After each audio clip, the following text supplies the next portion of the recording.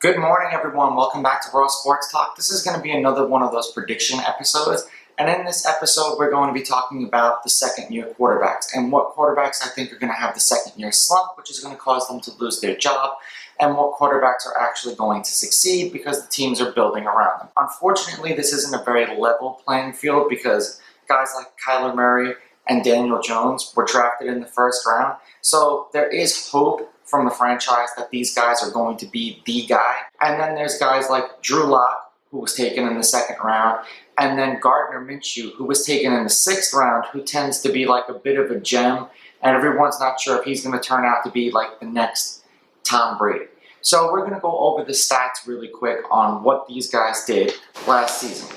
So Daniel Jones threw for 3,027 yards, 24 touchdowns, 12 interceptions. He fumbled the ball a league high 18 times, and I know this because I'm a Giants fan. He was sacked 38 times. He had 2 game-winning drives, and his record was 3-9.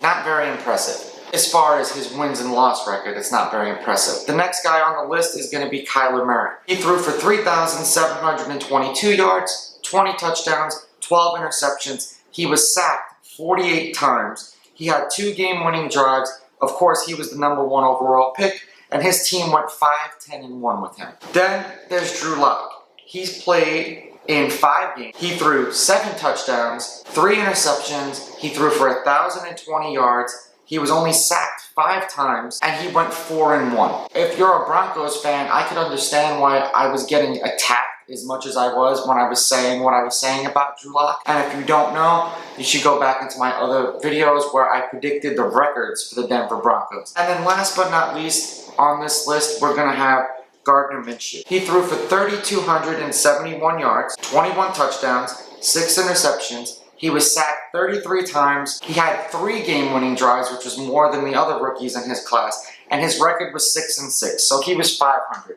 I know just as well as everyone else does, you know, when teams get tape on quarterback, suddenly they start to win or they start to lose. Generally, they start to lose. And now all of these teams have a full season of tape to see what they can do to stop Kyler Murray, Drew Lock, Daniel Jones, and Gardner Minshew. Now, Daniel Jones from my New York Giants. I just have this feeling that the Giants are going to stay loyal to him like they stayed loyal to Eli in the last 3 years of his contract when we all saw that Eli was falling apart and they had the opportunity to get rid of him but didn't. This is probably going to be the same thing that's going to happen with Daniel Jones. He's going to have one season, be it this year, maybe next year, where he's going to correct the fumbles. And then they're going to go, oh my God, we got our next franchise guy. And then boom, done. And it really is going to suck because then we're going to be settling for mediocrity. Now, I could completely eat crow with this because I'm not very high on Daniel Jones. Then we have Gardner Minshew. Now, if you're looking at everyone on this list, aside from Kyler Murray, he would look like he would have the most stable position.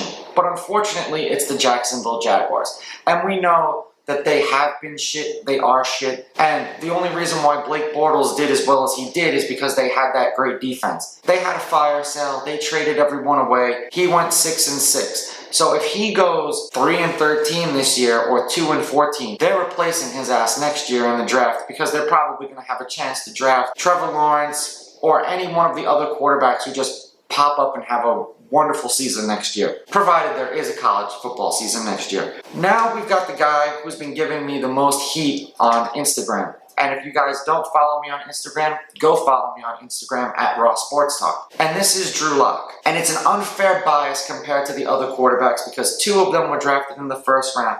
So the closest one who we could compare him to would be Gardner Minshew, but that even isn't a stretch because he was taken in the 6th round where Lock was taken in the 2nd round, and a lot of people thought he was going to go in the 1st round, but didn't. So he threw for 7 touchdowns, 3 interceptions, he went 4-1. They have a great defense. They're in the division with the Chiefs. So this is why I think that they're going to get beat up and why he's going to suffer for this. Now, granted, there are plenty of teams who have won with rookie quarterbacks. You know, for all intensive purposes, Tim Tebow has more playoff wins than Lamar Jackson. But I think that if the Broncos do as bad as I predicted that they're going to do, they're not going to build around Drew Lock.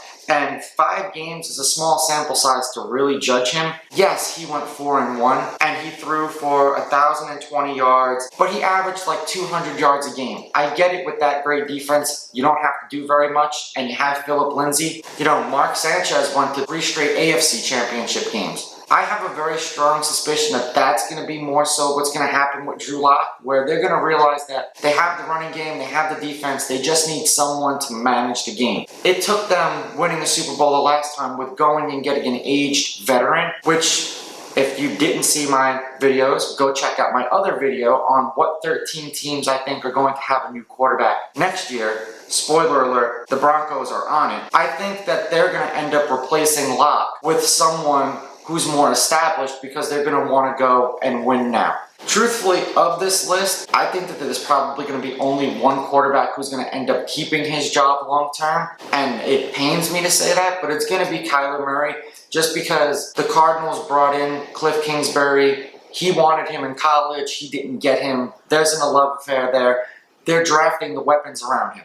But looking at the sacks, he was sacked the most out of everybody, so they have to find a way to protect his little ass, because if they don't, he's going to be another RG3. I think that Daniel Jones and Kyler Murray are going to be the safest, of course, because they were first-round picks, but I think Kyler Murray is going to be the only one who sticks around long-term, provided that the Arizona Cardinals find a way to protect him. I think Gardner Minshew is out next season. I think that Drew Lock may have a chance to play out his rookie contract, provided that there isn't some superstar older quarterback who's ready to win now, because if that's the case, he's done. And then Daniel Jones, the Giants are going to stay loyal to him, and it's going to come back and bite us all on the ass. Let me know what you guys think in the comments below. Don't forget to like and subscribe. As I said before, check out all of my other videos on my YouTube channel. Follow me on Instagram at Raw Sports Talk. I'll catch you guys in the next episode.